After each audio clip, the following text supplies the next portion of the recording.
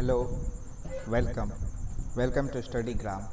I am Akash and I am going to teach you the nomenclature. हम लोग आज देखेंगे nomenclature और उसके क्वेश्चन प्रैक्टिस को।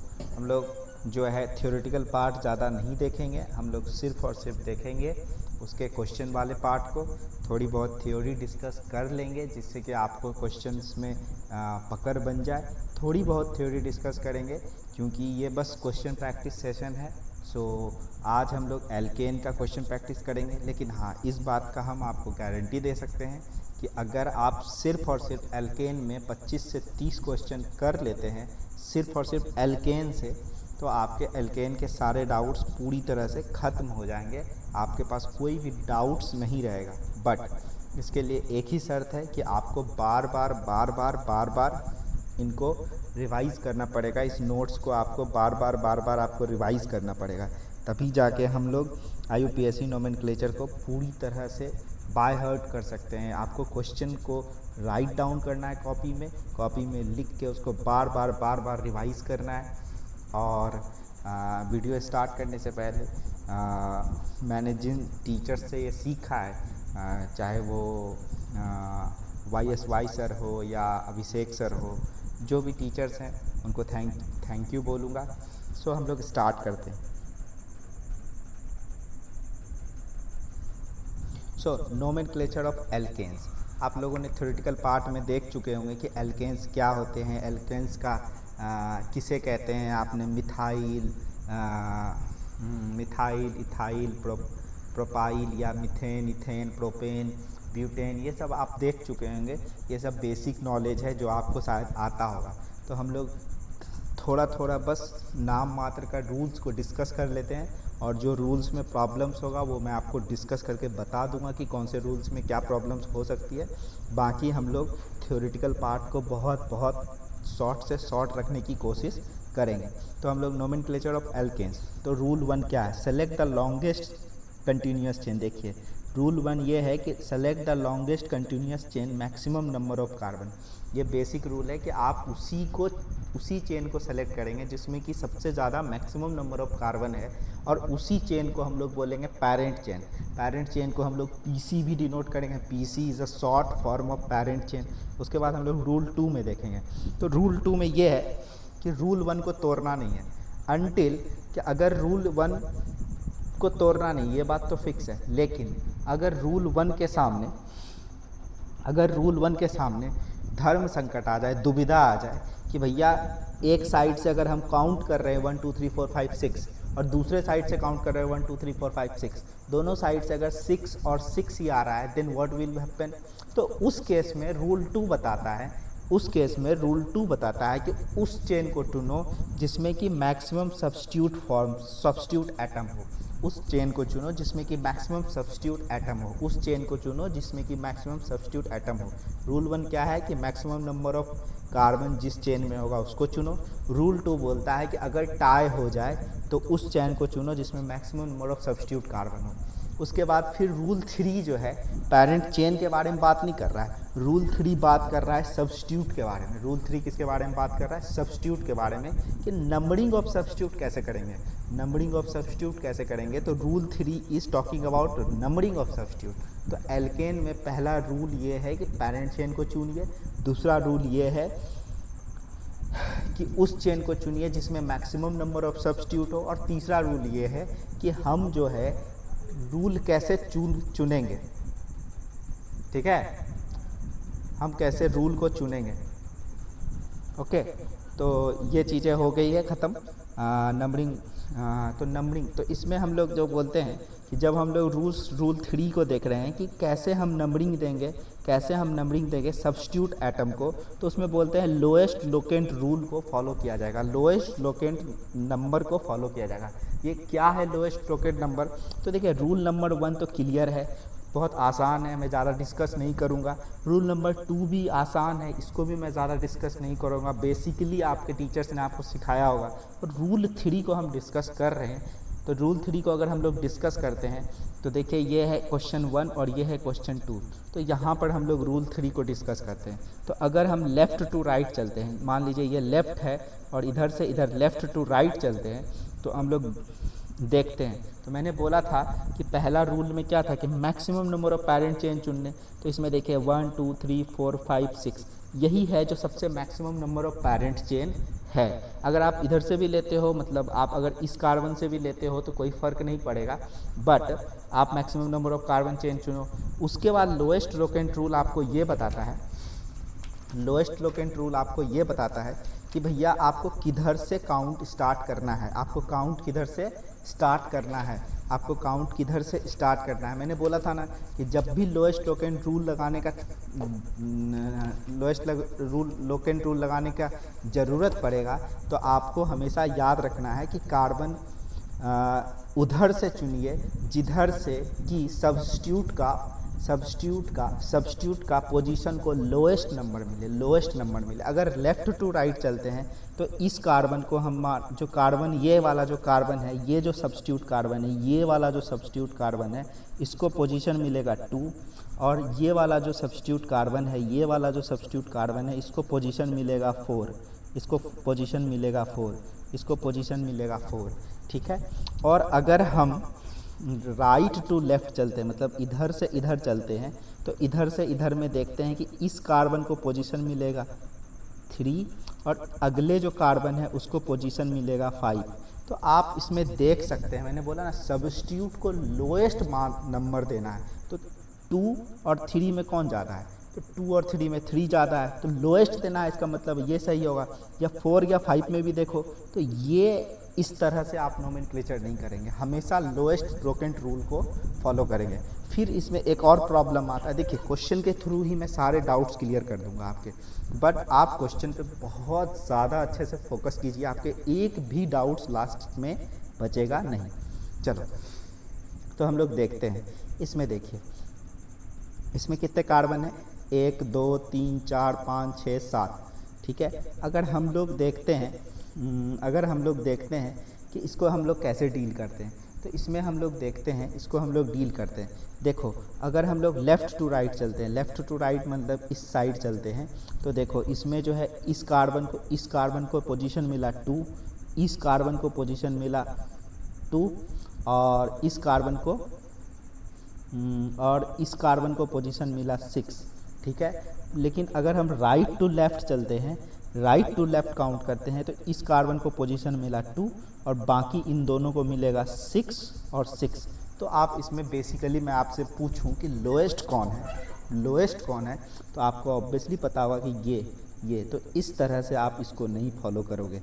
तो आप समझ गए कि एल्केन के पूरे नोमेनक्लेचर में सिर्फ और सिर्फ 3 रूल है। सेलेक्ट द लॉन्गेस्ट चेन, फिर उस चेन को चुनिए जिसमें सबसे ज़्यादा सब्स्टिट्यूट आ रहा है, और तीसरा लोएस्ट लोकेंट रूल, जिसको कि मैंने समझाने की कोशिश की है। और मैं यहाँ पे ज़्यादा डिटेल में थ्योरी में नहीं घुस रहा हूँ, क्योंकि मैं ये समझ रहा हूँ कि आप क्वेश्चन प्रैक्टिस के लिए आए हैं तो आपको आता है। बट अब हम लोग देखते हैं कि राइटिंग ऑफ नोमेनक्लेचर में मेन क्या क्या चीज़ें हमको लिखना होगा। तो देखिए वर्ड रूट, प्रीफिक्स और सफिक्स, यही बेसिक राइटिंग का फॉर्मूला है। लेकिन अगर हम लोग बहुत थोड़ा सा डिटेल में आए तो इसको हम लोग पूरा अगर देखें तो वर्ड रूट बोले तो हमारा क्या होगा, वर्ड रूट बोले तो मीथेन, इथेन, प्रोपेन, ब्यूटेन, इसको बोलेंगे मिथ, इथ, प्रोप। और सफिक्स क्या होगा, तो सफिक्स 1 जो होता है, जनरली अगर हम एल्केन के केस में हमारा जो सफिक्स होगा, एल्केन के केस में सफिक्स होगा ANE। और वर्ड रूट क्या होगा, तो वर्ड रूट हमारा मिथ है या इथ है या प्रॉप है, तो ये सब हमारा क्या हो जाता है, ये हमारा वर्ड रूट है। और ये है हमारा प्रीफिक्स बोले तो कौन सा, तो प्रीफिक्स में हमारा हो सकता है मिथाइल, इथाइल, ये सब हमारे प्रीफिक्स हैं। तो आप समझ गए होंगे कि अगर आपको नोमेनक्लेचर लिखना है तो आप पैरेंट चेन से क्या पता लगाओगे, तो आप पैरेंट चेन से आप पीसी से आप पता लगाओगे वर्ड रूट का। फिर आप जो है सैचुरेशन और अनसैचुरेशन से पता लगाओगे कि वो कौन सा सफिक्स है। सफिक्स में भी एल्केन, सफिक्स में भी एल्कीन, सफिक्स में भी एल्काइन। तो यहाँ पे हम पढ़ रहे हैं एल्केन, तो यहाँ पे जो वर्ड रूट होगा, यहाँ पे जो सफिक्स होगा वो हमेशा ANE होगा एल्केन के लिए। और प्रीफिक्स में हम आप लोग जानते हैं कि प्रीफिक्स जो है सब्स्टिट्यूट एटम्स को यहाँ पे प्रीफिक्स बोला गया है। सब्स्टिट्यूट एटम जो कि पैरेंट चेन के अलावा कनेक्ट है पैरेंट चेन से, उसको सफिक्स बोला गया है। इट में भी मिथाइल, इथाइल, प्रोपाइल, इट में भी क्लोरो, ब्रोमो, आइडो, नाइट्रो, ये सब चीज़ें आप जानते होंगे, ये सब चीज़ें बेसिक है।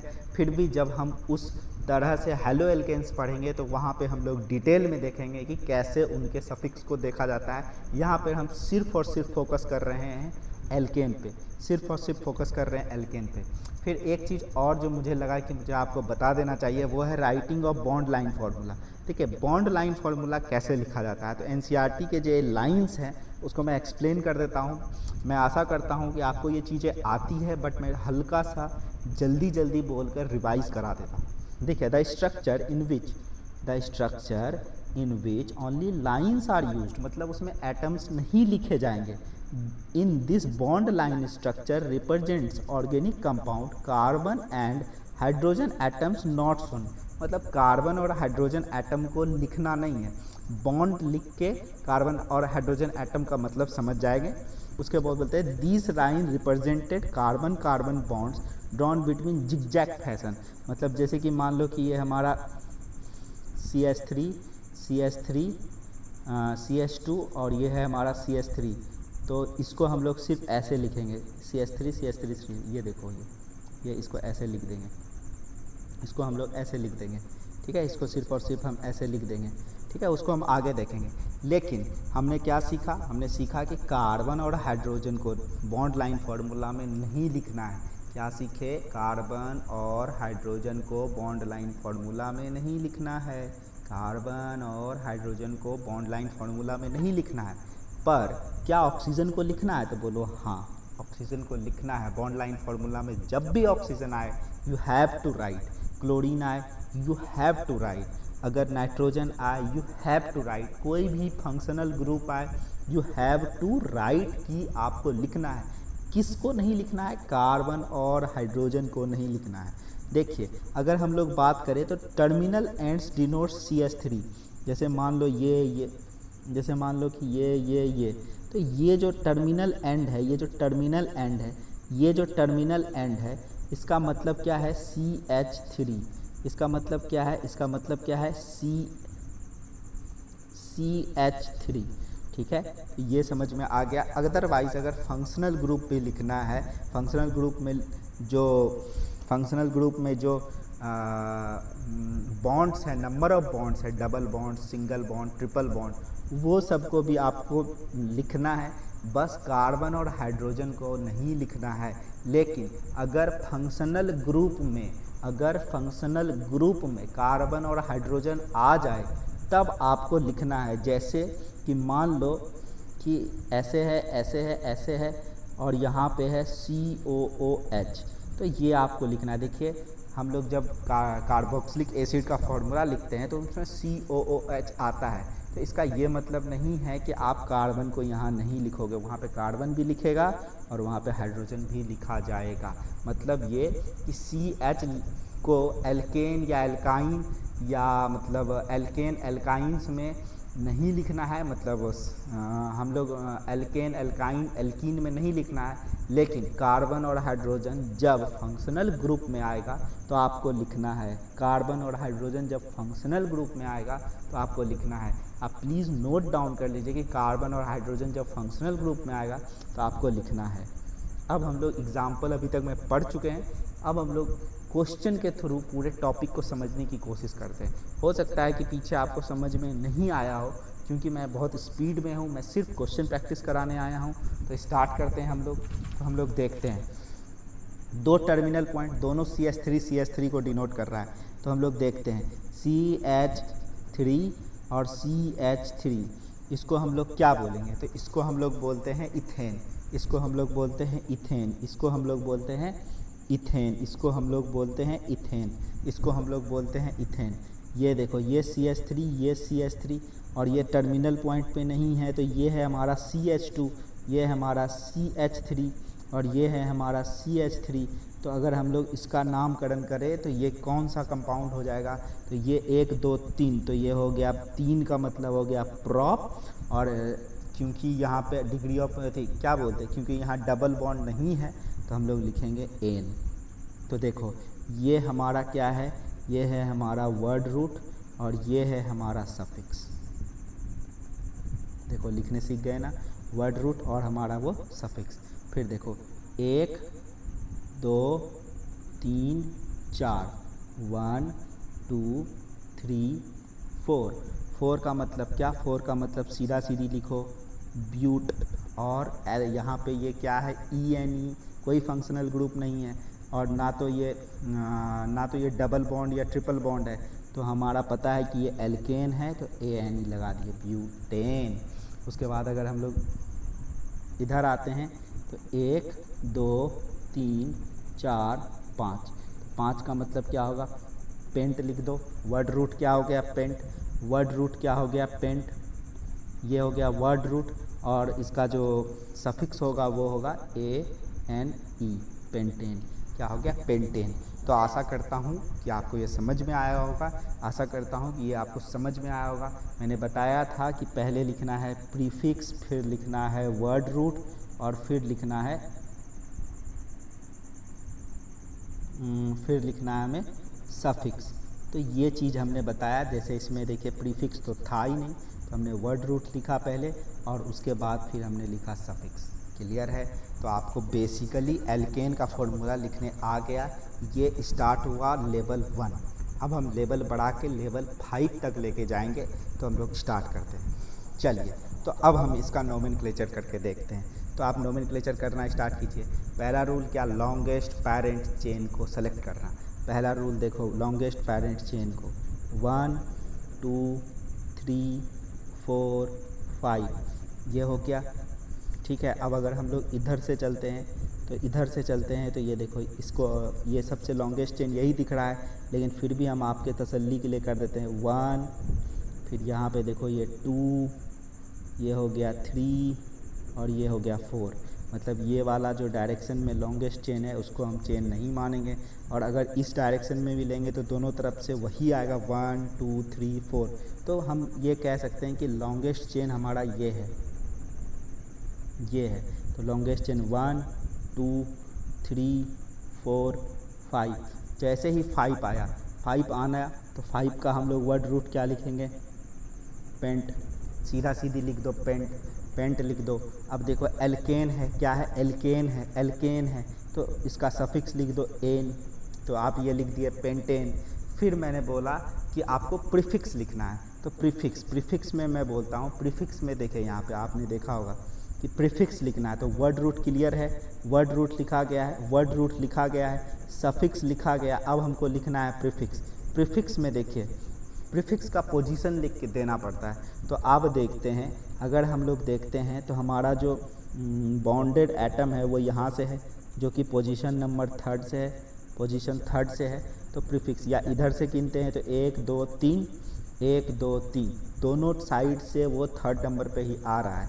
तो ये जो हमारा प्रीफिक्स है, ये लाइन का मतलब हो गया यहाँ पे टर्मिनल पॉइंट्स डिनोट CS3। तो हम लोग क्या बोल सकते हैं कि इसका नाम हो जाएगा, क्या हो जाएगा इसका नाम, 3 पोजीशन बताया, फिर प्रीफिक्स लिखा मिथाइल CS3 को हम लोग क्या लिखते हैं, मिथाइल CS3, मिथाइल। और उसके बाद हम लोग लिखते हैं पेंटेन। तो 3 मिथाइल पेंटेन। यहाँ तक आपका कोई डाउट नहीं होना चाहिए, आपको लिखने सीख गए हो।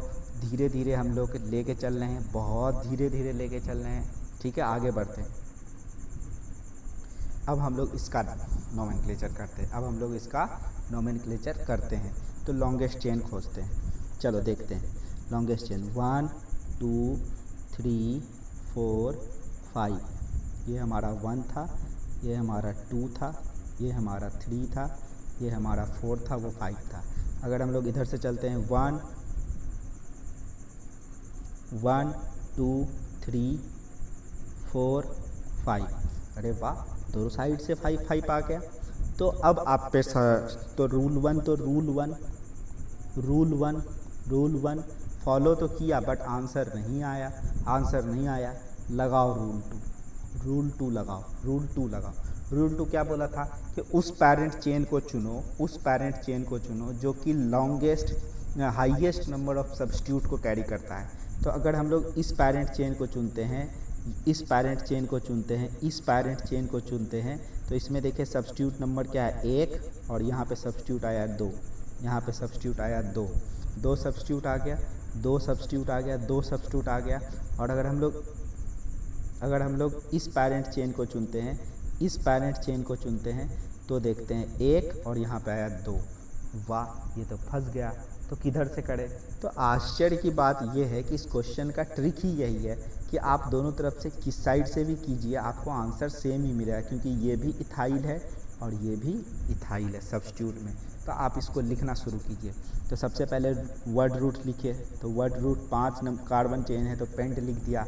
अब बताइए ये एल्केन है, अल्काइन है या कोई फंक्शनल ग्रुप है? नहीं है, तो मतलब सफिक्स में आपका क्या होगा, एल्केन ही है, तो इसको पहले लिख दो एन, पेंटेन हो गया। अब लिखो सब्स्टिट्यूशन को, अब लिखो सब्स्टिट्यूशन को, अब लिखो सब्स्टिट्यूशन को। तो सब्स्टिट्यूशन में कौन कौन सा है? तो देखो, अगर हम इसको सब्स्टिट्यूशन मानते हैं, अगर हम इसको सब्स्टिट्यूशन मानते हैं तो इसका नाम हो जाएगा इथाइल, इसका नाम हो जाएगा इथाइल। और इसको हम सब्स्टिट्यूशन मानते हैं, इसको सब्स्टिट्यूशन मानते हैं, तो इसका नाम हो जाएगा मिथाइल। तो मिथाइल और इथाइल, मिथाइल और इथाइल। तो यहाँ तक आप समझ गए हैं कि इसका नाम हो जाएगा इथाइल और इसका नाम हो जाएगा मिथाइल। अब हम लोग जानते हैं कि जब हम सब्स्टिट्यूशन लिखते हैं, जब हम सब्स्टिट्यूशन लिखते हैं, जब हम सब्स्टिट्यूशन लिखते हैं तो सब्स्टिट्यूशन का फर्स्ट वर्ड ABCD अल्फ़ाबेट में जो पहले आएगा, फिर से मैं बोल रहा हूँ, सब्स्टिट्यूशन का फर्स्ट वर्ड में ABCD अल्फ़ाबेट में जो पहले आएगा, सब्स्टिट्यूशन का फर्स्ट वर्ड, सब्स्टिट्यूशन का फर्स्ट वर्ड ABCD अल्फ़ाबेट में जो पहले आएगा उसको नोमेनक्लेचर में पहले लिखेंगे। ABCD अल्फ़ाबेट में जो पहले आएगा उसको नोमेनक्लेचर में पहले लिखेंगे। तो हम लोग बताइए कि ये है इथाइल और ये है मिथाइल। इथाइल का पोजीशन क्या है? इथाइल का पोजीशन है 3rd, और मिथाइल का पोजीशन क्या है? मिथाइल का पोजीशन है 2। तो देखिए नंबरिंग के हिसाब से, देखो नंबर के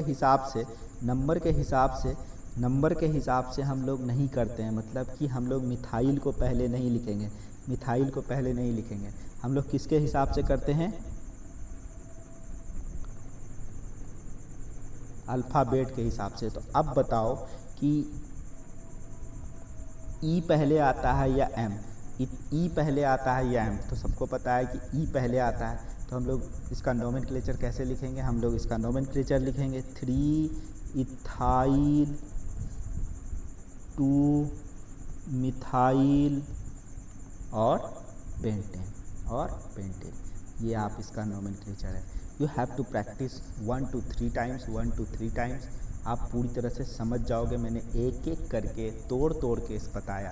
तो पहले हमने क्या लिखा? पहले हमने लिखा वर्ड रूट, फिर हमने क्या लिखा? फिर हमने लिखा सफिक्स, फिर हमने क्या लिखा? प्रीफिक्स। प्रीफिक्स में भी हमने देखा कि नंबरिंग को वैल्यू ना देके अल्फ़ाबेट को वैल्यू देते हैं।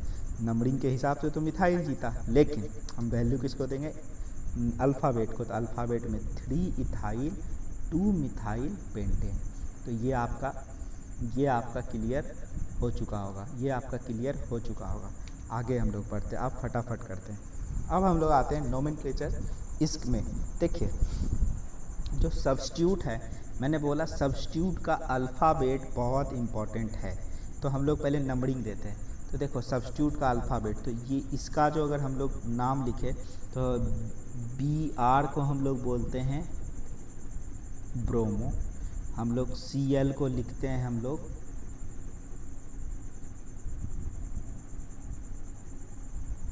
Chloro, sorry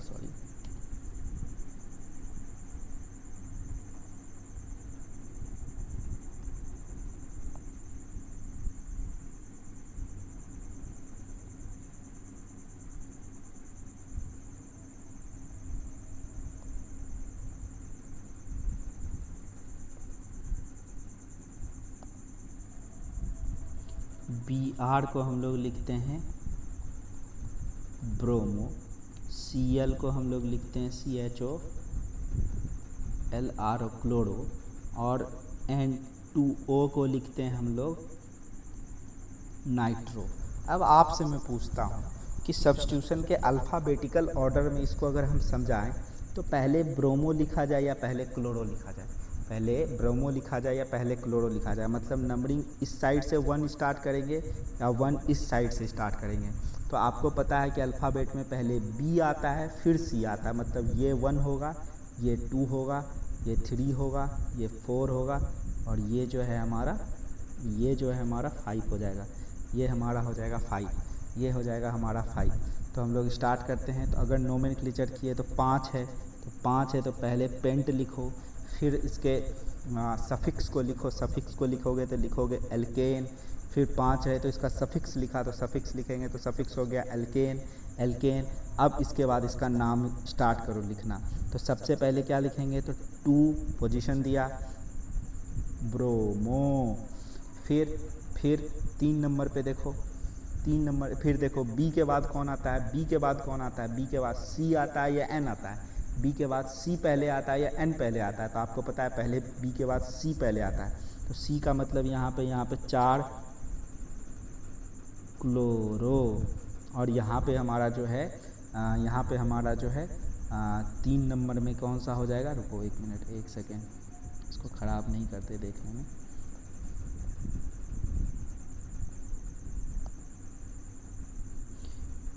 to bromo 4 chloro 3 nitro pentane.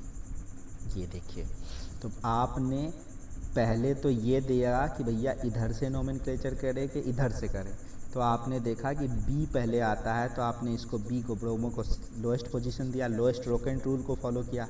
फिर जब लिखने की बारी आई तो लिखने में भी इस बात का आपने ध्यान दिया कि C पहले आता है या N, C पहले आता है या N, तो आपने लिखने में भी ध्यान दिया C पहले आता है या N। तो लिखने में आपने देखा कि C पहले आता है तो 4 क्लोरो 3 नाइट्रो। मैंने बोला था पिछले स्लाइड में अगर हम लोग जाते हैं तो हमने बोला था कि नंबर को वैल्यू नहीं दिया जाता है, अल्फ़ाबेट को वैल्यू दिया जाता है। नंबर को वैल्यू नहीं दिया जाता, अल्फ़ाबेट को वैल्यू दिया जाता है। चलो आगे बढ़ते हैं, इसको बनाते हैं। चलो इसका लॉन्गेस्ट चेन खोजो, तो देखो लॉन्गेस्ट चेन खोजो। तो अगर आप इसको लॉन्गेस्ट चेन देखते हैं, इसका आप लॉन्गेस्ट चेन देखते हैं, तो बहुत सारे लड़कों को ऐसे दिख रहा होगा ये है लॉन्गेस्ट चेन, कुछ को ऐसे दिख रहा होगा ये है लॉन्गेस्ट चेन, पर मैं कहता हूँ कि ये भी तो हो सकता है लॉन्गेस्ट चेन। ये देखो ये है हमारा लॉन्गेस्ट चेन, ये है हमारा लॉन्गेस्ट चेन। चलो तो ये बात समझ में आई कि लॉन्गेस्ट चेन चुन लिया। तो लॉन्गेस्ट चेन चुनने के बाद इसमें बचा ही नहीं क्वेश्चन का कुछ दाम। तो देखो 1 2 3 4 5 6, ये हमारा 6 तक आ गया। अब देखो नंबरिंग उल्टा भी करेंगे तो 1 2 3 1 2 3 4 5 1 2 3 4 5 6। अगर आप उल्टा भी करते हो, जैसे मैं उल्टा करके दिखाता हूँ आपको,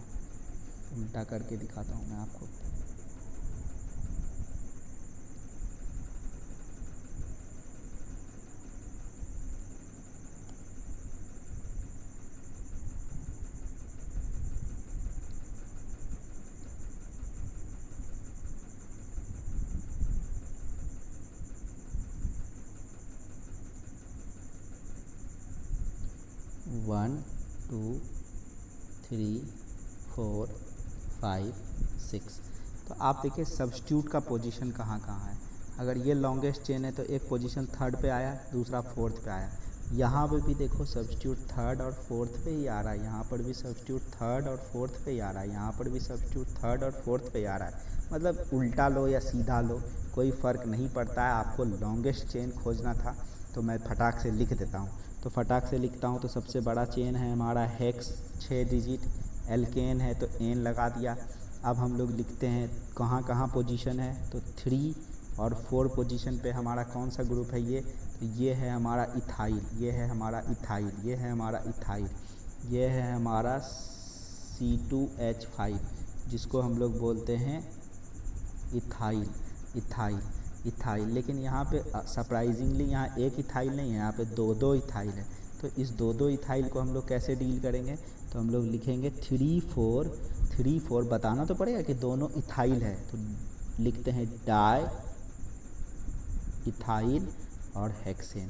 तो इसका नाम क्या हो जाएगा? 3,4 di ethyl hexane, 3,4 di ethyl hexane, 3,4 di ethyl hexane, ये नाम इसका है 3,4 डाई इथाइल हेक्सेन। चलिए ये हो गया, बहुत आसान था। अब इसको बनाते हैं। ये देखिए, ये सब क्वेश्चन जो है, ये सब क्वेश्चन देखने में बड़ा सिंपल है, मतलब आपके बनता है, बट आपके माइंड में जो छोटा छोटा जो ग्रुप्स है ना, मैं मानता हूँ कि एल्केन का फॉर्मूला लिखने सबको आता है, बट इन सब क्वेश्चंस को प्रैक्टिस करने के बाद आपके माइंड में जो छोटे छोटे ग्रुप्स हैं कि आपको आता है, फिर भी उन ग्रुप्स को भरने के लिए। चलिए इसको देखते हैं, स्टार्ट करते हैं। 1 2 3 4 5 ले। अगर इधर से स्टार्ट किया 1 2 3 4 5, तो जब दोनों तरफ से सेम आता है तो हम सब्स्टिट्यूट देखते हैं। तो सब्स्टिट्यूट अगर इस साइड से भी चले तो सब्स्टिट्यूट 2 है, इस साइड से भी चले तो सब्स्टिट्यूट 2 है। मतलब आप इसको लो या इसको लो, ये आपके मर्जी पे है। तो हम लोग इस साइड को लेना स्टार्ट करते हैं, हम इस साइड को प्रिफेयर करते हैं, ठीक है, इस साइड को प्रिफेयर करते हैं। तो हम लोग कैसे लिखेंगे? तो देखो कितने कार्बन का चेन है, तो टोटल है हमारा 5 कार्बन, तो 5 कार्बन का पेंट लिख दिया। एल्केन है तो एल्केन लिख दिया। अब सब्स्टिट्यूट देखो, ये कौन सा सब्स्टिट्यूट है? 1 कार्बन और ये रहा 2 कार्बन, मतलब ये इथाइल है भैया, ये इथाइल ग्रुप है और ये भी हमारा इथाइल ग्रुप है। तो हम लोग क्या लिखेंगे? तो आपको पता होगा कि दोनों थर्ड पोजीशन से अटैच है, 3 दोनों का पोजीशन नंबर दिया 3। ये भी देखो, ये भी थर्ड पोजीशन से अटैच है और ये भी थर्ड पोजीशन से अटैच है, 3 2 इथाइल है। तो आपको मैं बताया था कि डाई लगा दो, फिर इथाइल लिख दो और लिख दो पेंटेन, 3 डाई इथाइल पेंटेन। बहुत आसान था। अब आते हैं इसमें आपको थोड़ा सा सीखने को मिलेगा। ये ट्रिक वाला क्वेश्चन है, ये सब क्वेश्चन ट्रिक वाला है, ये सब आईआईटी के क्वेश्चन है, एडवांस आईआईटी के क्वेश्चन हैं। इन सभी को हम लोग देखते हैं कि कैसे हम इसको डील कर सकते हैं, देखते हैं कि हम इसको कैसे डील करेंगे। देखिए इसमें कुछ नहीं है, डरने की कोई बात नहीं है। सबसे पहले रूल नहीं तोड़ना है, ये बात हमेशा याद रखो कि रूल नहीं तोड़ना है। तो चलो इसको गिनते हैं पहले, चलो गिन के देखते हैं। 1 2 3 4 5 6 7 8 9। चलो 9 है। सबसे पहले लिखो नोनेन। एल्केन है तो एल्केन लिख दिया, एन लिख दिया, और नोन है तो नोनेन लिख दिया। तो सबसे पहले हम हमारा क्या आ गया नोमेनक्लेचर का? नो नेन। यहाँ तक ये तो क्लियर है।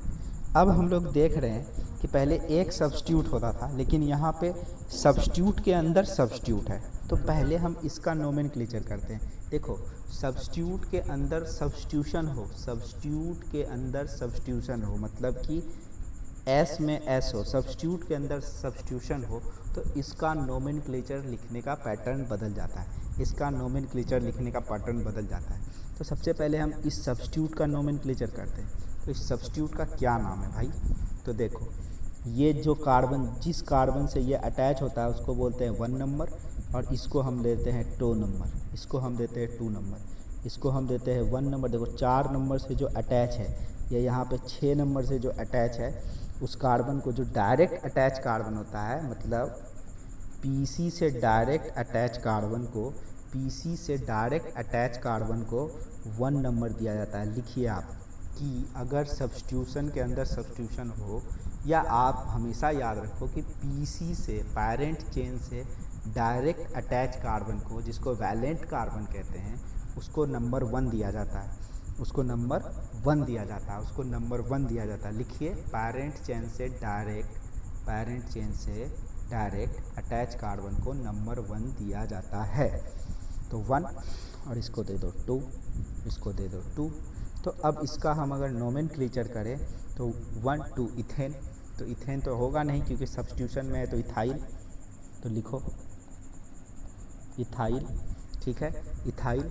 उसके बाद पोजीशन 1 पे क्या है? 2 मिथाइल लगे हुए हैं। देखो पोजीशन नंबर 1 पे ये दोनों तरफ, ये भी CH3 और ये भी CH3, तो दोनों तरफ मिथाइल लगे हुए हैं, तो आप क्या लिखोगे इसका, आप इसको लिखोगे, आप इसको कैसे लिखोगे, आप इसको लिखोगे 1,1,1,1 डाई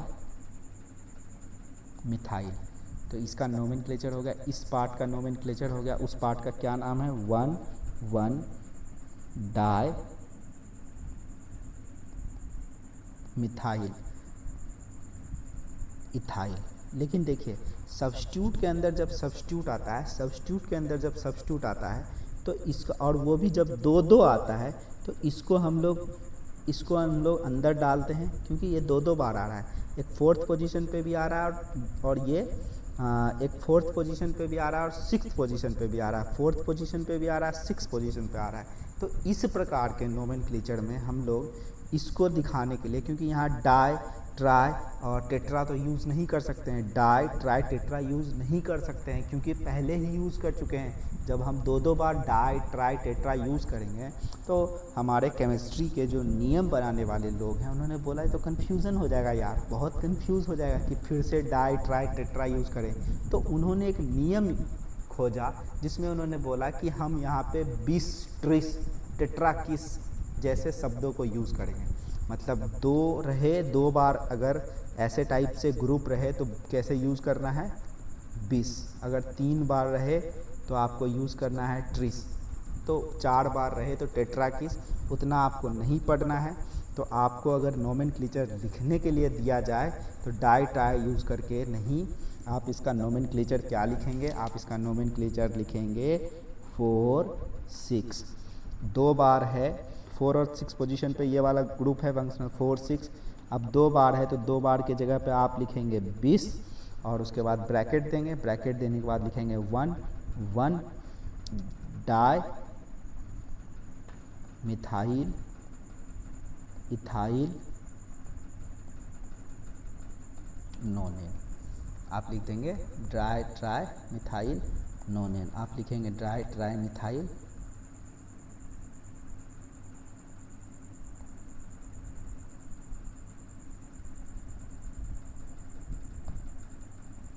ठीक है।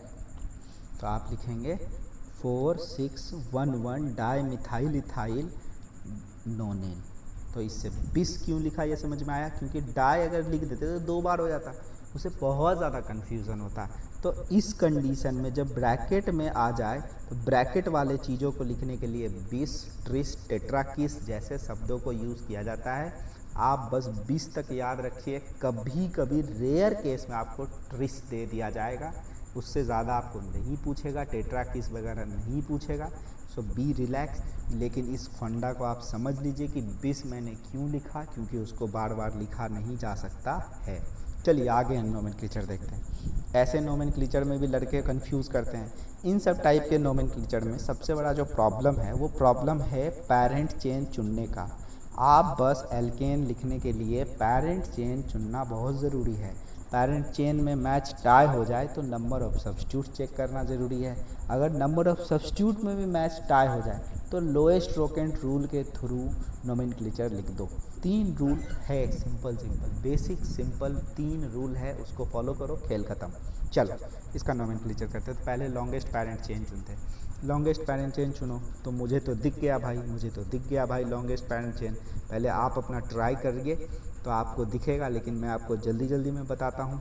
तो देखो मुझे तो दिख गया, ये देखो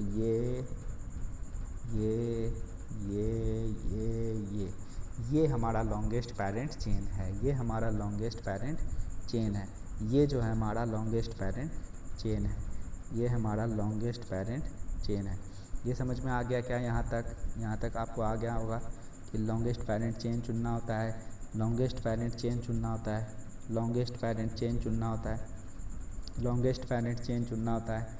लॉन्गेस्ट पेरेंट चेन चुन लिया तो आप इसका नोमेनक्लेचर करो, और आप देख पा रहे हो कि सेम टू सेम पोजीशन है, दोनों तरफ से नोमेनक्लेचर सेम आएगा, दोनों तरफ से इथाइल ग्रुप लगा हुआ है, इथाइल 1 और 2, तो इसको हम लोग बोलेंगे इथाइल। एक बात हमेशा याद रखिए, आप इसको 1 नहीं दे सकते हैं, आप इसको 2 नहीं दे सकते। मैंने बोला था पेरेंट चेन से अटैच पहले कार्बन को 1 और उसके बाद वाले को 2, उसके बाद वाले को 2। तो ये इथाइल है और ये भी इथाइल है, दोनों इथाइल है। और ये नंबरिंग दो 1 2 3 4 5 6 7 8 9 10। 10 के लिए हम लोग क्या यूज़ करते हैं, तो 10 के लिए हम लोग यूज़ करते हैं डेक, उसके बाद हम लोग लिखते हैं एन, क्या लिखते हैं, डेकेन। और यहाँ पे पोजीशन देखो 5 6 डाइथाइल, तो आप लिख दो, ये तो बहुत आसान है, 5 6 डाइथाइल डेकेन, ये इसका नाम हो जाएगा। बहुत आसान था। अब देखो सेम टू सेम क्वेश्चन है, सेम टू सेम क्वेश्चन है, लेकिन लोएस्ट लोकेंट रूल फॉलो करना पड़ेगा। पहले तो पीसी चुनो, तो पीसी तो चुन चुके हैं, फिर हम लोग सब्स्टिट्यूट चुनो, तो सब्स्टिट्यूट भी चुन चुके हैं, लेकिन लोएस्ट लोकेंट रूल देखते हैं। अगर हम लोग इधर से 1 2 3, तो ये 3 नंबर पे आएगा, और अगर इधर से हम लोग 1 स्टार्ट करते हैं, 2 करते हैं, तो ये 7 नंबर पे आएगा। तो ऑब्वियस है, आपको पता होगा कि इस साइड से हमें जाना है, ठीक है, इस साइड से लेके इस साइड निकलना है, इस साइड से हमें जाना है, इस साइड से हमें जाना है।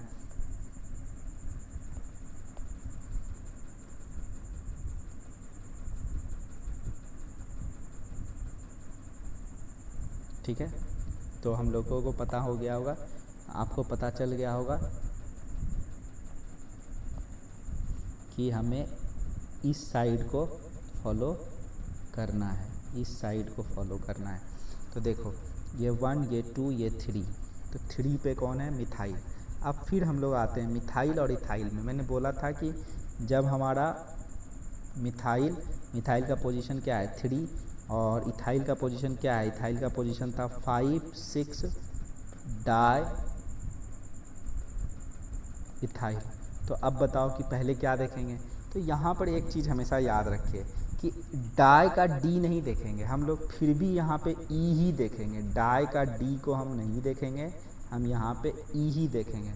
लेकिन इसमें अलग बात है कि डी और ई दोनों एम से पहले आते हैं, लेकिन इस बात को आप याद रखेंगे कि डाई का डी नहीं देखेंगे, इथाइल का ई देखेंगे, ठीक है, तो याद रखिए। तो अब इसका नोमेनक्लेचर आप कर दीजिए तो फटाक से। तो पहला तो कितना था, तो टोटल ये था हमारा 10, टोटल ये था हमारा 10, तो 10 का लिए हम लोग लिखेंगे डेकेन, ठीक है। उसके बाद हम लोग लिखेंगे मिथाइल और इथाइल में पहले किसको लिखेंगे, तो ई पहले आता है, तो ई को पहले लिखेंगे, तो हम लिखेंगे 5 6 डाई इथाइल, और उसके बाद 3 मिथाइल डेकेन। तो 5 6 डाई इथाइल मिथाइल डेकेन, क्या नाम है इसका, 5 6 di ethyl methyl decane, 5 6 di ethyl methyl decane. चलो इसका नोमेनक्लेचर करो। इसका नोमेनक्लेचर भी बहुत इजी है, इसका नोमेनक्लेचर भी बहुत ज़्यादा इजी है। अगर आप नोमेनक्लेचर करेंगे तो ये बहुत आसानी से आपको समझ में आ जाएगा। आपको नोमेनक्लेचर में कुछ नहीं करना है, आपको बस इस सब्स्टिट्यूट का नाम लिखना है, इस सब्स्टिट्यूट का नाम लिखना है, इस सब्स्टिट्यूट का नाम लिखना है। तो बताओ कि पहले 1 नंबर किसको मानेंगे, इसको मानेंगे या इसको मानेंगे। तो आपको पता है कि 1 नंबर हम लोग डायरेक्ट पैरेंट चेन से अटैच वाले को मानते हैं, इसको हम लोग नहीं मानेंगे 1 नंबर, या नहीं मानेंगे। तो हम लोग 1 2 और ये हो जाएगा हमारा 3, ये हमारा हो जाएगा 3, ये हमारा हो जाएगा 3, इसको हम 1 नहीं मानेंगे, 1 हम इसको नहीं मानेंगे। तो देखो प्रोपाइल हो गया, तो पहले लिख दो प्रोपाइल, प्रोपाइल लिख दो, 1 मिनट रुको, इसको अच्छे से लिखता हूँ।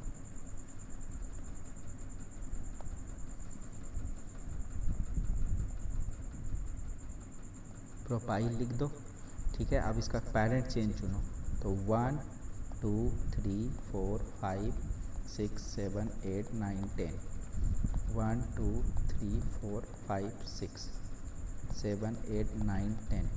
तो इधर से हम लोग जाते हैं तो 1 2 3 4 5 6, ठीक है। और इधर से आएंगे तो 1 2 3 4 5 6। तो ऑब्वियस है कि लोएस्ट लोकेंट रूल को फॉलो करेंगे, तो ये 5 नंबर पोजीशन पे आएगा। अब इसका नाम लिखते हैं। तो हमारा ये पहले कितना हो गया, टोटल कितना है ये, 1 2 3 4 5 6, 1 2 3 4 5 6 ये हमारा 7, ये हमारा 8, ये हमारा 9, ये हमारा 10। तो प्रोपाइल के बाद पहले तो हम लोग पेरेंट चेन का नाम लिखो। तो पेरेंट चेन का नाम हमारा डेक और इसका नाम लिख दिए एन, डेकेन लिखा गया, यहाँ तक कोई डाउट नहीं होना चाहिए। इसके बाद हम सब्स्टिट्यूट का नाम लिखते हैं। सब्स्टिट्यूट में हमारा प्रोपाइल लिखा गया, और 1 नंबर पे है मिथाइल, 1 नंबर पे है मिथाइल। तो ये पूरे सब्स्टिट्यूट का नाम लिखा गया 1 2 3। सबसे लॉन्गेस्ट चेन, इसमें भी सेम टू सेम फॉलो करेंगे। सब्स्टिट्यूट में भी रूल्स बदलेंगे नहीं, सब्स्टिट्यूट में भी रूल्स सेम रहेंगे। रूल्स क्या रहेंगे उसमें भी सारे सेम रहेंगे। तो 1 2 3 सबसे लॉन्गेस्ट पेरेंट चेन, फिर 1 नंबर पे मिथाइल है, तो 1 नंबर पे मिथाइल है। अब इस सब्स्टिट्यूट का पोजीशन लिख दो, पेरेंट चेन के रिस्पेक्ट में, तो ये हो जाएगा 5, 5 नंबर में है, 5 नंबर में सब्स्टिट्यूट का पोजीशन है, 5 नंबर में सब्स्टिट्यूट का पोजीशन है। तो 5 1 मिथाइल प्रोपाइल डेकेन। चलिए, तो ये आपका हो गया, आप इसको ट्राई कीजिएगा। चलो इसको देखो, इसको मैंने इसलिए जान के दिया है क्योंकि बच्चे बड़े जल्दी में ऑप्शंस में आपको रहेगा हेक्सेन और दूसरा रहेगा हेप्टेन, फटाक से मार दोगे हेक्सेन, क्योंकि दिखने में आप लोगों को थोड़ा दिखता है 6 कार्बन का चेन था, अरे हेक्सेन मारो फटाक से, नहीं, आपको गिनना हो। ये सब चीज़ें बहुत ट्रिक क्वेश्चन होती है। जब आप कंपटीशन में जाते हो तो सबको पता है, नॉलेज बेसिकली वहाँ पे लगभग सबको होता है। बेसिकली आपका प्रेजेंस ऑफ माइंड चेक किया जाता है, आपके बेसिक ह्यूमर्स को चेक किया जाता है।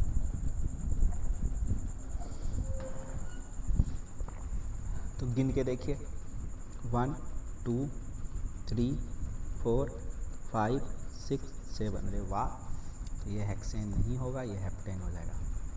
ख़त्म। चलो अब हम लोग आते हैं concept of iso tertiary group and neo group.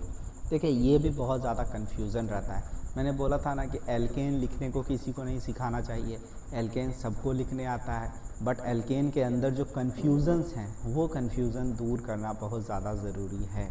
और हम अभी इस सेक्शन में, इस पूरे डाउट सेशन में या इस पूरे क्वेश्चन प्रैक्टिस सेशन में हम लोग देखेंगे कि कौन कौन से डाउट्स आते हैं और उस सारे डाउट्स को एल्केन्स में दूर करेंगे।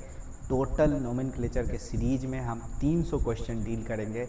उसके बाद आप आईआईटी एडवांस से लेके दुनिया का किसी भी एग्ज़ाम का, एक्सेप्शन को एग्ज़ाम्पल ना बनाएंगे आप, तो आप दुनिया के किसी भी एग्ज़ाम का नोमेनक्लेचर को क्लियर कर सकते हैं। हमारे टीचर्स बहुत ग्रेट थे, उनके नॉलेज पे कोई शक नहीं था। मैं भी टीचर हूँ, बट मैंने जिनसे सीखा मैं उनको डेडिकेट करता हूँ, उनके नॉलेज को डेडिकेट करता हूँ। तो ठीक है, स्टार्ट करते हैं।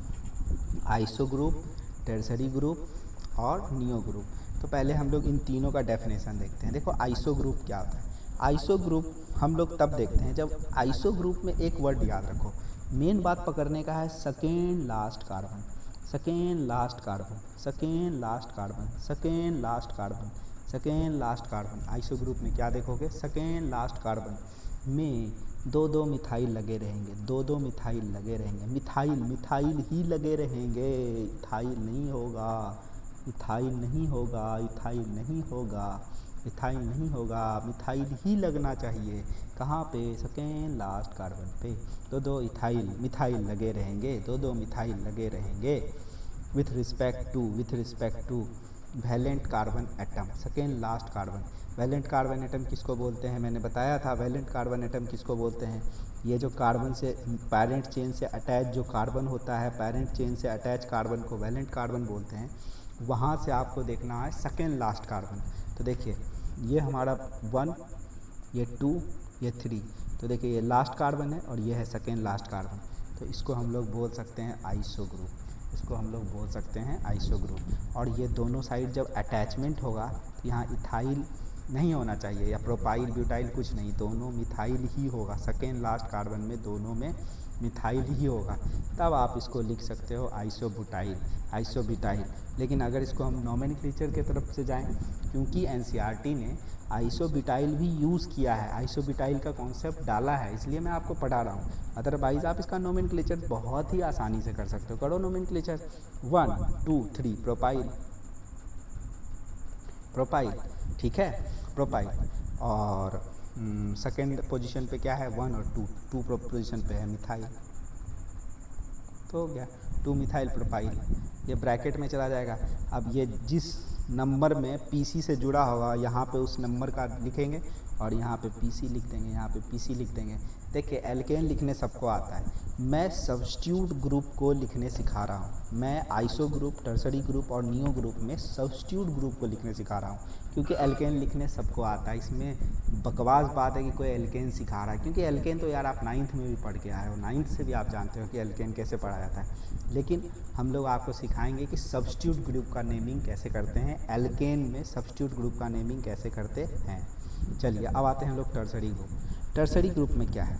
टर्सरी ग्रुप में याद रखिए कि जिस कार्बन एटम जो है, वैलेंट कार्बन कौन है? वैलेंट कार्बन जो डायरेक्ट पीसी से जुड़ा रहेगा, जो डायरेक्ट पीसी से जुड़ा हो, जो डायरेक्ट पीसी से जुड़ा हो, जो डायरेक्ट पीसी से जुड़ा हो, जो डायरेक्ट पीसी से जुड़ा हो और उसके तीनों पोजीशन पे एल्काइल ग्रुप हो। क्या ग्रुप हो? एल्काइल ग्रुप हो। एल्काइल ग्रुप का मतलब क्या होगा? CH3 ग्रुप हो, C2H5 हो या C3H7 हो। इस तरह के जो ग्रुप्स होंगे इसको एल्काइल ग्रुप बोलते हैं। ये तो आपको आता ही होगा। अगर एल्काइल ग्रुप हो तो यहाँ पे टर्सरी बोलेंगे। यहाँ पे आप एक चीज़ नोटिस कीजिए कि यहाँ पर सेकेंड लास्ट कार्बन का कोई जिक्र नहीं है। सेकेंड लास्ट कार्बन का कोई जिक्र नहीं है, कोई जिक्र नहीं है। सेकेंड लास्ट कार्बन का कोई जिक्र नहीं है, सेकेंड लास्ट कार्बन का कोई जिक्र नहीं है, सेकेंड लास्ट कार्बन का कोई जिक्र नहीं है। पैरेंट चेन से डायरेक्टली अटैच कार्बन, फिर से मैं बोलता हूँ, पैरेंट चेन से डायरेक्टली अटैच कार्बन का तीनों पोजीशन अगर एल्काइल ग्रुप से फुलफिल्ड हो, एल्काइल ग्रुप से अटैच्ड हो, एल्काइल ग्रुप से अटैच्ड हो। एल्काइल ग्रुप क्या होता है? CH3, C2H5, CH3H7 जैसे ग्रुप से अटैच हो, एस ग्रुप से अटैच हो और वो कार्बन डायरेक्ट पैरेंट चेन से अटैच हो, तब हम टर्सरी ग्रुप्स यूज़ करते हैं। आगे आने वाले क्वेश्चंस में हम इसको प्रैक्टिकली होते देखेंगे। आने वाले क्वेश्चंस में हम इसको प्रैक्टिकली होते देखेंगे। चलिए नियो ग्रुप क्या होता है? नियो ग्रुप में फिर से आता है कॉन्सेप्ट सेकेंड लास्ट कार्बन का। मतलब नियो ग्रुप में आपको देखना पड़ेगा सेकेंड लास्ट कार्बन, और सेकेंड लास्ट कार्बन जो होगा उसके चारों ग्रुप में कार्बन होना चाहिए, उसके चारों ग्रुप में कार्बन होना चाहिए। देखिए 1 ये पैरेंट चेन से अटैच, ये देखो ये हमारा पीसी से अटैच होगा, ये हमारा पीसी से अटैच कार्बन है। अब 1 2 3 तो सेकेंड लास्ट कार्बन कौन है? 3 का, तो देखो ये लास्ट कार्बन, ये सेकेंड लास्ट कार्बन। उसमें बोलता है कि अगर चारों फ्री वैलेंट ग्रुप CH2 से, CH3 से, CH2 से वैलेंट कार्बन हैविंग CH2 नॉन एज डियो, मतलब चारों वैलेंट पोजीशन पे CH3 और एक साइड से CH2 हो, एक साइड से CH2 हो या जो भी हो, यहाँ पे सेकेंड लास्ट कार्बन अगर चारों तरफ से भरा हुआ है, सेकेंड लास्ट कार्बन अगर चारों तरफ से भरा हुआ है, सेकेंड लास्ट कार्बन अगर चारों तरफ से भरा हुआ है। इसमें सेकेंड लास्ट कार्बन का जिक्र आ रहा था जबकि इसमें नहीं आ रहा था। इसमें सेकेंड लास्ट कार्बन का जिक्र है। चारों तरफ से 2 मिथाइल ग्रुप लगे हो और ये पूरा पैरेंट चेन बना रहा हो, मतलब सब्स्टिट्यूशन के अंदर पैरेंट चेन, और सेकेंड लास्ट कार्बन के दोनों साइड मिथाइल लगे हो, सेकेंड लास्ट कार्बन के दोनों साइड मिथाइल लगा हो। देखो एक साइड 1 साइड और 2 साइड, ये पैरेंट चेन है। इसको हम लोग 1 लेंगे, इसको हम लोग 2 लेंगे और इसको हम लोग 3 लेंगे, इसको हम लोग 3 लेंगे। तो इस कंडीशन में इसको हम लोग नियोपेंटेन भी लिख सकते हैं। बट अगर आप इसका नोमेनक्लेचर करना चाहें तो आप इसका नोमेनक्लेचर भी कर सकते हैं। हम इसको आगे देखेंगे, इसके नोमेनक्लेचर को हम इसको आगे देखेंगे। लेकिन अगर ऐसा कंडीशन बने तो आप सीधा कार्बन गिनो और उसको पेंटाइल कर दो, नियो लगा के पेंटाइल कर दो। 1 2 3 4 5 कार्बन है, नियो लिख के डायरेक्ट पेंटाइल कर सकते हो। चलो अब हम लोग नोमेनक्लेचर देखना शुरू करते हैं। कोई डाउट नहीं होना चाहिए यहाँ तक। चलिए तो ये वाला अभी यही वाला क्वेश्चन है इसी का, नियोपेंटाइल। तो नियोपेंटाइल को अगर हम लिखते हैं तो नियोपेंटाइल का अगर नाम लिखते हैं तो हम लोग लिखेंगे 2,2 डाई मिथाइल प्रोपाइल। एक बार मिलाइए तो आप अपने हिसाब से देखते हैं। 1 2 3। तो ये भैया प्रोपाइल लिख दिया, 3 है, 1 2 3 प्रोपाइल लिख दिया। फिर देखते हैं ये जो मिथाइल ग्रुप अटैच है वो सेकेंड नंबर पोजीशन पे अटैच है, तो डाई मिथाइल 2 डाई मिथाइल, तो ये आपका हो गया। अब ये जो पेरेंट चेन से अटैच होगा वो इसका नंबर यहाँ लिखोगे और यहाँ पे लिखोगे उसके पीसी के बारे में, यहाँ पे लिखोगे उसके पीसी के बारे में, तो ये काम ख़त्म हो जाएगा। क्लियर है क्या? आगे बढ़ो। आगे बढ़ने के बाद देखते हैं, आगे बढ़ो, आगे बढ़ने के बाद देखते हैं। यहाँ पे देखो सेकेंड लास्ट कार्बन 1 2 3 4, 1 2 3 4, 1 1 2 3 4, 1 2 3 4।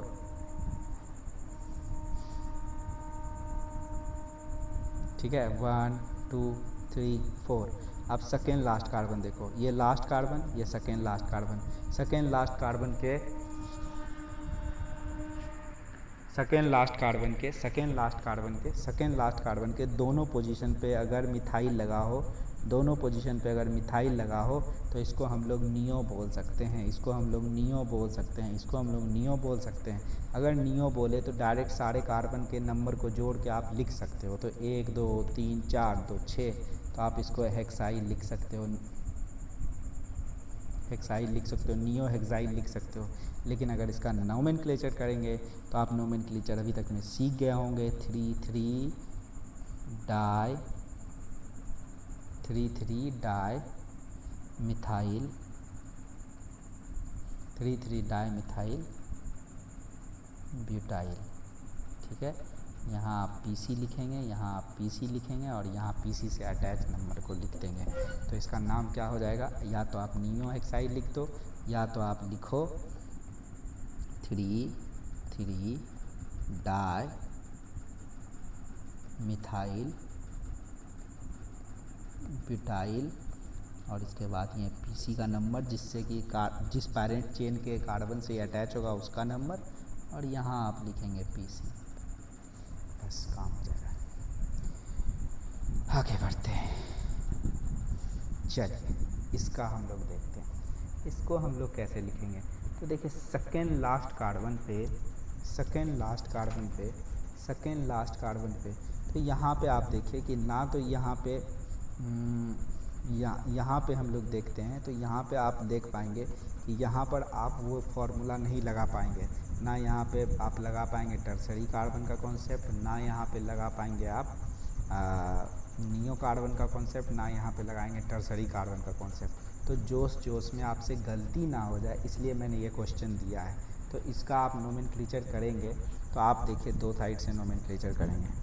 तो देखिए एक तो इस साइड से जाओ 1 2 3, ये भैया 2 और ये हमारा 3, ठीक है। या तो इस साइड से करो 2 और इससे करो 3। तो देखो ये यहाँ तक क्लियर है, ये यहाँ तक क्लियर है। अब हम लोग अगर नोमेनक्लेचर करेंगे तो इसका हम लोग नोमेनक्लेचर ऐसे करेंगे, कैसे करेंगे सोच के बताइए, ज़रा गौर से इसको देखिए, इसका नोमेनक्लेचर हम लोग कैसे करेंगे। तो इसका हम लोग नोमेनक्लेचर करेंगे, ये 1 ले लो और इसका आप नोमेनक्लेचर कर दीजिए, इसको आप एक साइड ले लीजिए, आप इसको ले लीजिए एक साइड। तो इसका नाम क्या हो जाएगा? इसका नाम हो जाएगा इथाइल, इसका नाम हो जाएगा इथाइल। पोजीशन क्या है? 1 नंबर कार्बन से अटैच है, तो इसको आप ले लीजिए इथाइल। और इसके बाद 2 नंबर पे लगा हुआ है मिथाइल, 2 नंबर पे लगा हुआ है मिथाइल। एक मिनट रुकिएगा, सॉरी।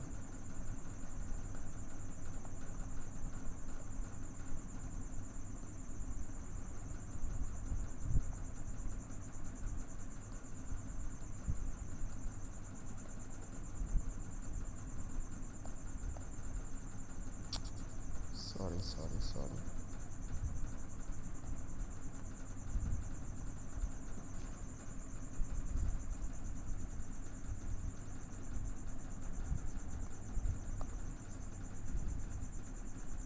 इसको ले लिए हम 1 नंबर, इसको ले लिए हम 2 नंबर, इसको ले लिए हम लोग 3 नंबर, इसको हम लोग ले लिए 3 नंबर। तो 1 नंबर पे हमारा क्या है? 1 नंबर पे है हमारा 1 नंबर पे है 1 1 इथाइल और 2 नंबर पे है हमारा मिथाइल, और पूरा जो है हमारा 3-4 कार्बन चेन है तो हम लोग लिखेंगे प्रोपाइल। ये हो गया, और इसको हम लोग ये हमारा हो गया। इसके बाद हम यहाँ पेरेंट चेन का नंबर लिखेंगे और यहाँ पे हम लोग लिख देंगे PC को। तो इस तरह के क्वेश्चंस को मैंने इसलिए डाला है ताकि हमेशा जोश में आके होश ना गवा दिया जाए। हमेशा टर्सरी नियो पेंटेन वगैरह वगैरह में आप परेशान ना हो। आप हमेशा ये ना खोजने की कोशिश करें कि टर्सरी कार्बन कौन है, या आप ये ना खोजने की कोशिश करें कि नियो है या आइसो है। नहीं, आपको लॉजिकल रहना है, हमेशा बहुत समझदारी से काम करना है। आपको हमेशा ये देखना है कि ये आंसर कैसे जाएगा, आंसर कौन सा सही होगा। ठीक है, अब मैं थोड़ा सा इसको स्पीड करता हूँ, फटाफट आपको लेके चलता हूँ। चलिए, ये कार्बन 1 है, ये कार्बन 1 है, ये हमारा लॉन्गेस्ट चेन है, ये हमारा लॉन्गेस्ट चेन है। ये 1, ये 2 और ये 3। तो आप इसमें सीधा सीधा लिख सकते हो 1 1 1 1 di methyl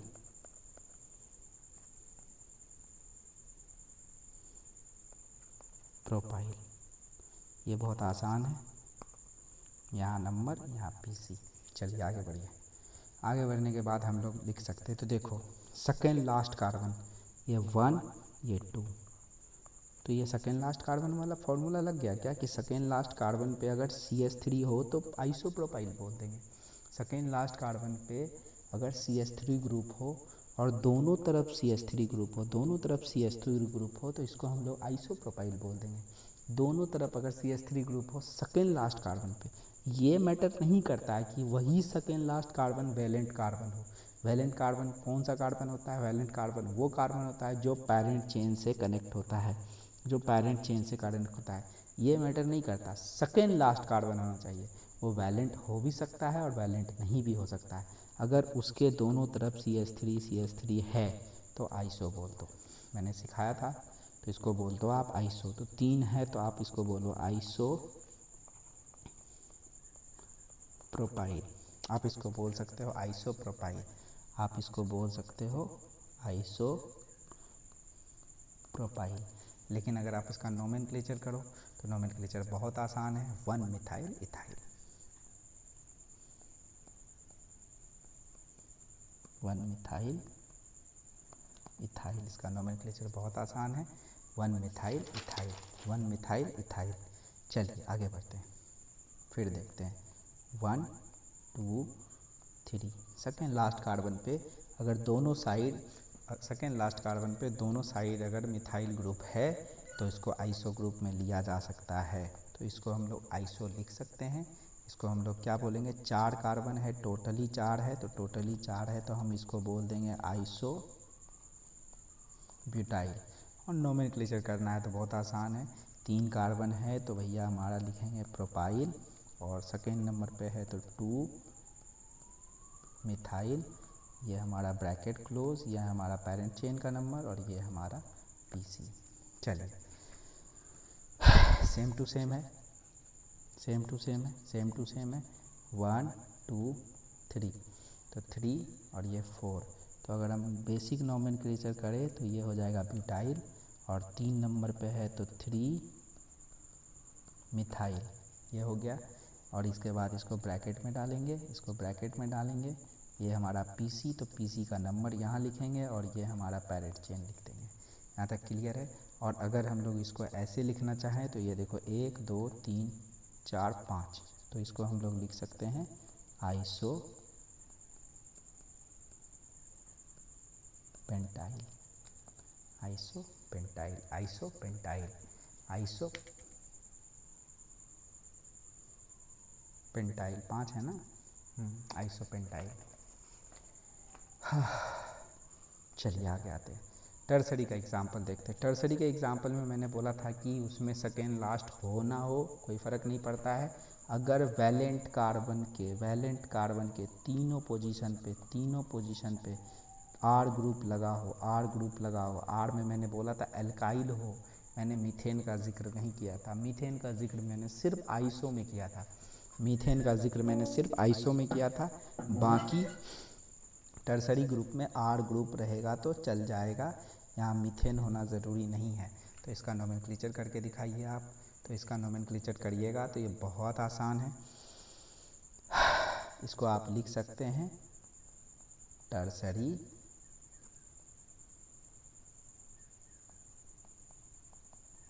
pentyl, tertiary pentyl. और अगर इसका बेसिक नोमेनक्लेचर करें तो बहुत आसान है, 1,1 di methyl propyl, 1,1 di methyl propyl, 1,1 di methyl propyl. देखिए ये 1 कार्बन और इधर 2 है, इसलिए प्रोपाइल लिया। क्लियर है क्या? क्लियर है क्या? प्रोपाइल क्यों लिया ये समझ में आया क्या? क्योंकि ये देखो ये ऐसे है, ये कार्बन, ये कार्बन, ये कार्बन और ये कार्बन, तो 1, 2 और ये 3, इसलिए प्रोपाइल लिया। ठीक है, और फर्स्ट पोजीशन पे ही 2 मिथाइल ग्रुप है तो 1,1 डाई मिथाइल प्रोपाइल, या आप इसको टर्ड बोल सकते हो। तो टर्ड का भी एग्जाम्पल क्लियर कर दिया। अब नियोहेक्सेन का एग्जाम्पल देखो। नियोहेक्सेन में मैंने बोला था सेकेंड लास्ट कार्बन मैटर कर जाएगा, नियोहेक्सेन में मैंने बोला था सेकेंड लास्ट कार्बन मैटर कर जाएगा। इवन कि नियोहेक्सेन में मैंने आपको शायद नहीं बोला था, पर नियोहेक्सेन में मैंने सीधा बोला था second last carbon covered with all 4 side. Second last carbon covered with all 4 side हो तो खेल ख़त्म है, नियो बोला जा सकता है। सेकेंड लास्ट कार्बन अगर कवर्ड है ऑल 4 साइड से तो नियो बोला जा सकता है। तो चलो देखते हैं कि क्या सेकेंड लास्ट कार्बन कवर्ड है। तो देखते हैं 1, 2 और ये 3, तो ये लास्ट कार्बन, ये सेकेंड लास्ट कार्बन चारों तरफ से कवर्ड है। यस, 1, 2, 3 और 4, 4 तरफ से कवर है। इसका मतलब है कि ये नियो ग्रुप है। 5 कार्बन है तो पहले लिख दो नियो, 1, 2, 3, 4 और 5 कार्बन है तो इसको लिख दो पेंटाइल। ठीक है, इसको लिख दो पेंटाइल। लेकिन इसका नोमेनक्लेचर करेंगे तो 2 डाई मिथाइल प्रोपाइल। देखो तो ये सही है क्या? 1, 2, 3 कार्बन है तो प्रोपाइल लिखा, 3 कार्बन है तो प्रोपाइल लिखा। सेकेंड पोजीशन पे 2 मिथाइल ग्रुप हैं तो मिथाइल लिखा। ठीक है, इसको ब्रैकेट में क्लोज करेंगे, इसका पीसी लिखेंगे, इसका पीसी लिखेंगे और पीसी का नंबर लिखेंगे। आगे बढ़ो, चलो फिर से देखते हैं। सेकेंड लास्ट कार्बन चारों तरफ से ऑक्यूपाई है, 1, 2, 3, 4, चारों तरफ से ऑक्यूपाई है। इसका नोमेनक्लेचर करो तो नोमेनक्लेचर करने के बाद आपको क्या मिलेगा? नोमेनक्लेचर करने के बाद आपको अगर नियो वाला नोमेनक्लेचर करेंगे तो आप इसको लिख सकते हो नियो हेक्साइल। और अगर इसका बेसिक नोमेनक्लेचर करेंगे तो 3 नंबर पे 3 डाई मिथाइल ब्यूटाइल। ठीक है, ये यहाँ पे आप पीसी लिखेंगे, यहाँ पे पीसी लिखेंगे और ये पीसी का नंबर। तो मैंने आपको जो इतना बताया, चाहे मैंने आइसो बताया हो, चाहे मैंने आइसो बताया हो, चाहे मैंने टर्सरी बताया हो या मैंने नियो बताया हो, इन तीनों के बेसिक डिफरेंस और इनके ऊपर जो सब्स्टिट्यूटेड फॉर्म में नोमेनक्लेचर है उसको मैं सिखा चुका हूँ। उसको एक एक एग्ज़ाम्पल, 2 एग्ज़ाम्पल लेके मैं समझा चुका हूँ। आप बस यहाँ से रिवीजन कीजिए, आपको कभी दिक्कत नहीं होगा एल्केन में। मुझे लगता है कि नियो क्लियर है, टर्सरी क्लियर है और आइसो क्लियर है। देखिए यहाँ पे मैं इस बात को आपको जिक्र करूँ, केमिस्ट्री बहुत बहुत बड़ा सब्जेक्ट है। मैं ये बात बहुत ऑब्वियसली कह सकता हूँ कि इसमें बहुत सारे रूल्स आते हैं आइसो के लिए, नियो के लिए, टर्सरी के लिए।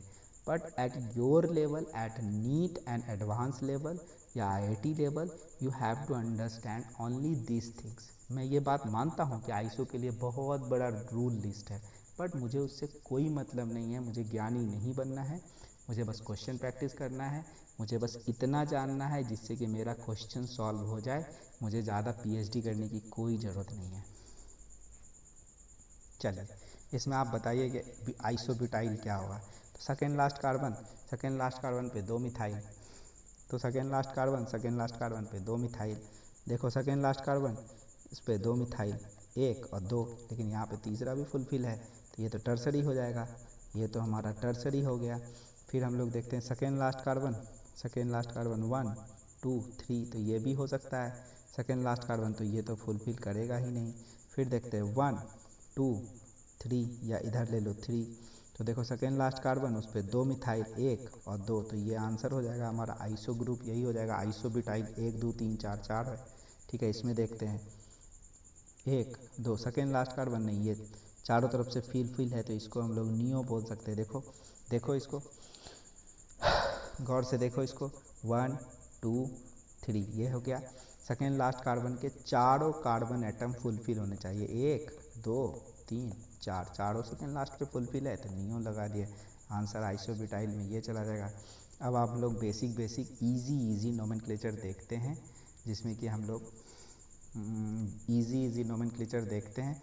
अगर इसका हम लोग नोमेनक्लेचर करें तो 1 2 3 4 5, सबसे लार्जेस्ट चेन क्या है 5 है तो पेंट, और फिर ये एल्केन है तो लगा दो एन, और 2 नंबर पे लगा हुआ है तो 2 मिथाइल पेंटेन। चलिए आगे बढ़िए। आगे बढ़ने के बाद आप देखते हैं इसको दो 1 2 3 4 5, और इधर से दो तो 1 2 3 4 5, तो इधर से देखो दोनों साइड अगर यहाँ पे हम लोग देखें तो ये भी 2 4 आ गया और ये भी 2 4 आ गया। तो इस कंडीशन में क्या किया जाए, कुछ मत करो, दोनों साइड से अगर सेम है तो एक साइड पकड़ के लिख दो, मतलब इसमें कन्फ्यूज़न आएगा। तो इस क्वेश्चन को मेरे डालने का यही मतलब है कि कुछ मत करो, बस दोनों साइड से देखो और दोनों को लिख के ख़त्म करो। चलो लिखना स्टार्ट करते हैं, बहुत आसान है। 2 के बाद हम लोग लिख देंगे 4, चलो फिर से लिखते हैं 2, इसके बाद लिखे 4, दोनों तरफ मिथाइल है तो डाई मिथाइल, और कितने कार्बन का चेन है तो 5, तो पेंट, और सफिक्स लगाएंगे तो एन, 2 4 डाई मिथाइल पेंटेन। ये आपको आ चुका होगा, मेरे ख्याल से ये आपको आ चुका होगा, ये आपको समझ में आ चुका होगा। आगे बढ़िए। आगे बढ़ने के बाद देखते हैं, अगर हम लोग इधर से नोमेनक्लेचर करते हैं 1 2 3 4 5 6, और इधर से करते हैं 1 2 3 4 5 6, तो rule number 1 rule 1 follow, rule 2 follow, दोनों तरफ से 6 6 है। फिर रूल 3 लोएस्ट लोकेंट रूल लगाओ, तो सब्स्टिट्यूट को लोएस्ट लोकेंट पोजीशन देना है।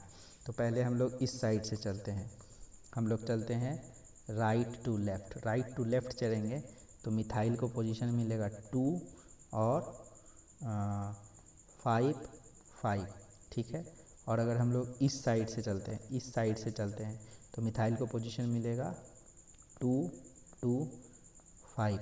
तो बताइए कि ओवरऑल जब इन दोनों को ऐड करेंगे तो कौन लोएस्ट आएगा, तो आपको पता चल गया होगा ये लोएस्ट आएगा। 2 2 4, 4 और 5, 4 और 5 कितना हो जाएगा, 4 और 5 कितना हो जाएगा 9, और इधर जोड़ेंगे तो ये आ जाएगा 12। पर ये हमेशा काम नहीं करता है, आपको बस फर्स्ट पोजीशन से पता चले, फर्स्ट पोजीशन से नहीं पता चले तो सेकेंड पोजीशन पे जाइए, सेकेंड पोजीशन से भी पता ना चले तब थर्ड पोजीशन पे जाइए। लेकिन कुछ लोग ऐसा भी करते हैं कि दोनों लोएस्ट लोकेंट रूल में सबको जोड़ देते हैं, तो ओवरऑल वो सेम ही आता है। लेकिन आपको याद रखना है कि जोड़ने से हमेशा काम नहीं चलेगा, आपको फर्स्ट पोजीशन देखना है, फिर सेकेंड देखना है, फिर थर्ड देखना है, फर्स्ट देखना है, सेकेंड देखना है और फिर थर्ड देखना है। तो ऑब्वियसली है कि ये हो जाएगा। तो फिर सारे मिथाइल हैं तो आपको पता होगा 2 2 5, चलो रुको मैं मिटा के लिख देता हूँ।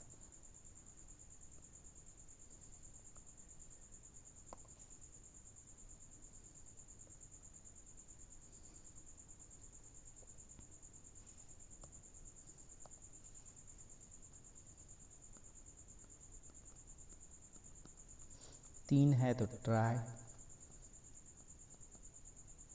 मिथाइल, कितने कार्बन का चेन है 5 6, तो हेक्स, कौन सा ग्रुप है सफिक्स में एल्केन है तो 2 2 5 ट्राई मिथाइल हेक्सेन।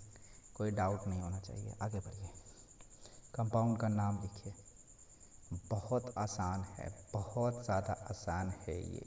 चलो पहले तो लॉन्गेस्ट पैरेंट चेन खोजते हैं। देखो 1 2 3 4 5, और अगर इधर आ जाए तो 4 और 5।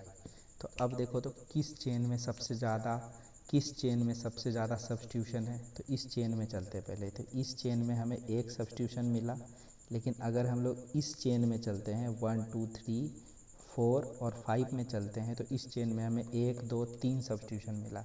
तो मैंने बताया था रूल 2 लेके चलो, जिसमें सब्स्टिट्यूशन सबसे ज़्यादा मिले उसी को फॉलो करना है, जिसमें सब्स्टिट्यूशन सबसे ज़्यादा मिले उसी को फॉलो करना है। तो पहले इस दोनों सब्स्टिट्यूशन को देखते हैं। तो सब्स्टिट्यूशन का लोएस्ट लोकेंट रूल भी लगाना है। तो आप क्या करोगे कि लोएस्ट लोकेंट रूल को फॉलो करते हुए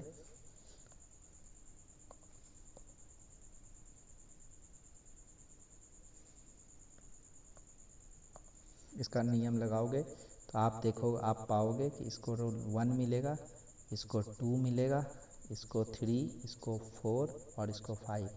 आप अगर लोएस्ट लोकेंट रूल लगाओगे, आप प्रैक्टिस करने के बाद आपको खुद समझ में आएगा कि मैं ऐसा क्यों बोल रहा हूँ। तो प्रैक्टिस में आपको पता चलेगा, ठीक है। तो हम लोग लिखेंगे, तो पहला जो सब्स्टिट्यूट है उसका नाम होगा 3 इथाइल, ये आपको समझ में आया होगा। और इसका नाम होगा 2 डाई मिथाइल। तो मैंने बोला था कि डाई को नहीं देखते हैं अल्फ़ाबेट में, हम लोग M और E देखेंगे, M और E देखेंगे, M और E देखेंगे, M और E देखेंगे। तो पहले कौन लिखाएगा, E या D? E और M। तो बताइए आप बताइए, ABCD आता होगा आप लोगों को कि E पहले आता है या M पहले आता है अल्फ़ाबेट में। तो आपको पता है E पहले आता है, सॉरी E पहले आता है। तो आप लिख देंगे क्या इसका नाम, आप इसका नाम लिखेंगे 3 इथाइल, ठीक है, 3 इथाइल। फिर लिखेंगे 2 डैश डाई मिथाइल। और कितने कार्बन का चेन है भैया, ये 5 कार्बन का चेन है, पेंट और एल्केन में alkane. 3 ethyl 2 di methyl pentane. इसमें पूरी तरह स्पष्ट है। डाई को डी नहीं कंसीडर करेंगे, डाई का डी कंसीडर नहीं करेंगे, M कंसीडर करेंगे। मैंने बोला था डी कंसीडर में नहीं लिया जाता है। आगे बढ़ो।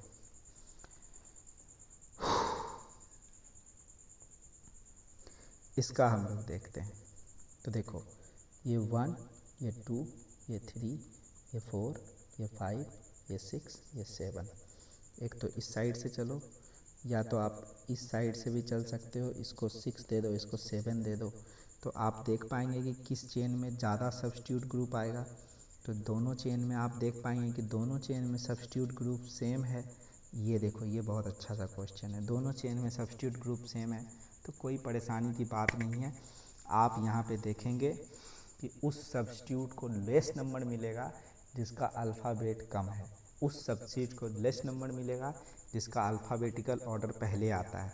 तो अगर इस सब्स्टिट्यूट की बात करें, हम लोग पेरेंट चेन इसको मान लेते, चलो अगर इसको भी मानेंगे तो सेम ही रहेगा, इसलिए मैं इसको मान लेता हूँ, ठीक है। इसको हम लोग पेरेंट चेन मानते हैं। इसको भी मान के आप देखिए तो लगभग आपको सेम ही मिलेगा, कोई दिक्कत नहीं होगा। तो इसको पेरेंट चेन मानते हैं। तो 3rd पोजीशन पे मिथाइल मिलेगा और इथाइल आपको मिलेगा 5th पोजीशन पे।